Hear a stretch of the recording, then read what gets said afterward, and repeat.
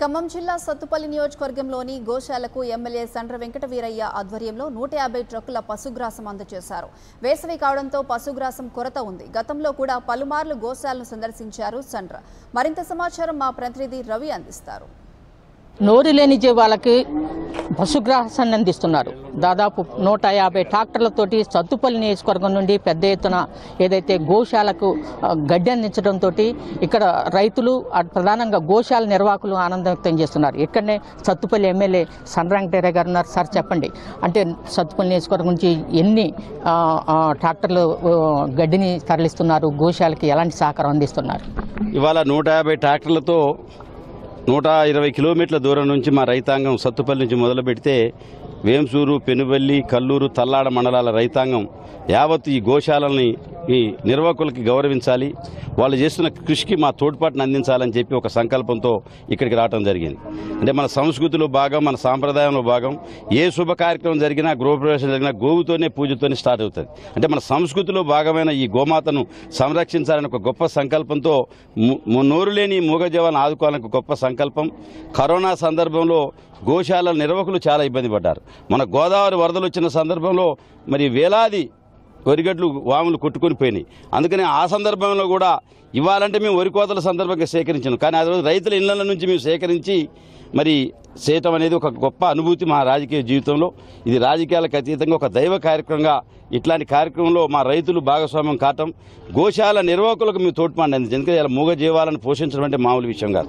ఒక పిల్లగానికంటే ఎక్కువగా సాకాల్సిన ఈ గోశాల నిర్వాహకుల్ని మరి ఒక ప్రత్యేకంగా వాళ్ళు చేస్తున్న కృషికి ఉడతాభక్తి సహాయం చేయాలని చెప్పి మేము తీసుకున్న ఈ కృషిలో భాగస్వామ్యమైన ప్రతి ఒక్కరికి ధన్యవాదాలు తెలియజేస్తున్నాం. అంటే ఈ జిల్లా వ్యాప్తంగా ఎన్ని గోశాలకు నిర్వహిస్తున్నారు, ఎక్కడెక్కడ పంపిస్తున్నారు? ఈ జిల్లా ఖమ్మం జిల్లాలో ఖమ్మంలోనే 11 గోశాలు ఉన్నాయి.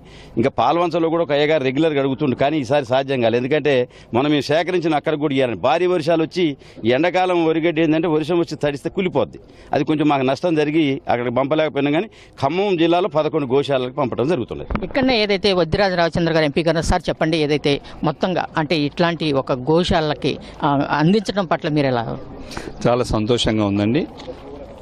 గోమాత నోరులేని మూగజీవులకు వాటికి ఆహారాన్ని అందించే ప్రక్రియ గత 5 సంవత్సరాల నుంచి వెంకట వీరయ్య గారు చేస్తున్నారు.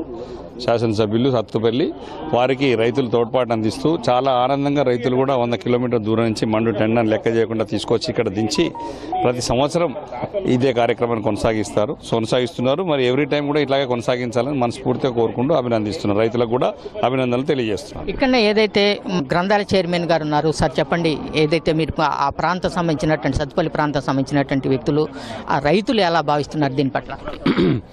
ఇది మా ప్రియతమ ఎమ్మెల్యే జననేత సండ్ర వెంకట వీరయ్య గారు పిలుపు మేరకు సత్తుపల్లి నియోజకవర్గం 5 మండలాల నుంచి ఉన్న రైతులు వాళ్ళ ప్రతి సంవత్సరం 5 సంవత్సరాల నుంచి ఇలా ఇస్తూ ఉన్నారు.